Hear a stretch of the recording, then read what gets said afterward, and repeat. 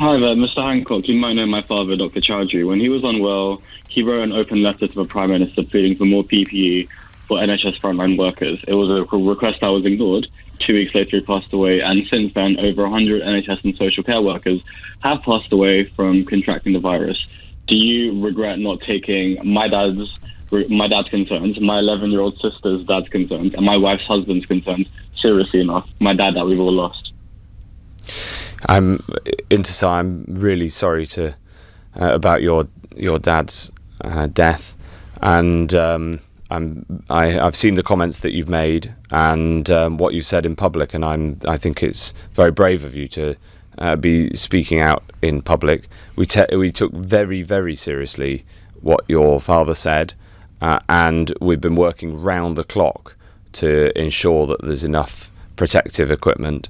And in the case of anybody who works in the NHS or in social care and has died from coronavirus, we look into it in each case to find out the reasons where they might have caught it and what lessons we can learn.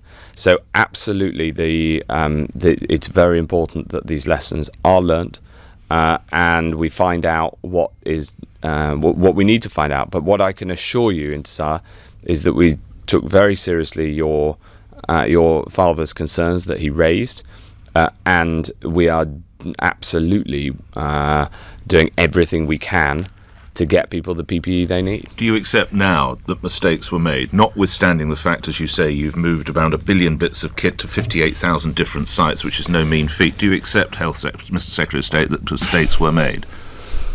Well, I mean, Emmanuel Macron can in France. Can you be big enough to say, yes, we could have done things differently and we could have done them better?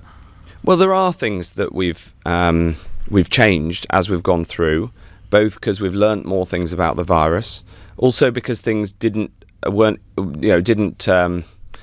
out as we expected. I'll give you one example: is that we changed the rules on who can go to a funeral. I saw the body of the 13-year-old boy who died being laid to rest by 4 men in hazmat suits, and his family felt that they shouldn't go to the funeral. And I thought that was awful. And that was because the way that the guidance had been written, it implied that even the close family shouldn't go. And so we changed the guidance. So yes, we're constantly looking and learning for what we can do better. But will you accept, lastly on this point, the provision of kit, mistakes were made, or you still say they weren't?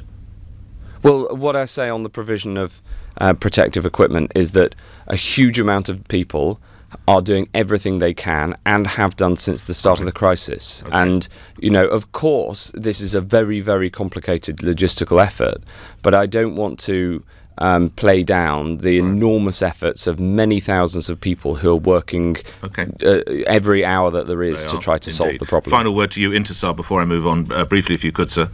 Yeah, Mr. Hancock, the public is not expecting the government to handle this perfectly. None of us are expecting perfection. We're expecting progression. We just want you to openly acknowledge that there have been mistakes in handling the virus, especially to me and to so many families that have really lost loved ones as a result of this virus, and probably as a result of the government not handling it seriously enough.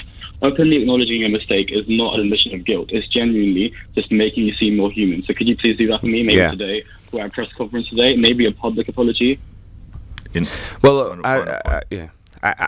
I think that it is very important that we're constantly learning about how to do these things better, and I think listening to the voices on the front line is a very, very important part of how we improve. All right. Well, we have tried. Intisar, condolences, and I'm sure I pass them on from Mr. Hancock as well to you and your family of what you're going through at the moment. Absolutely.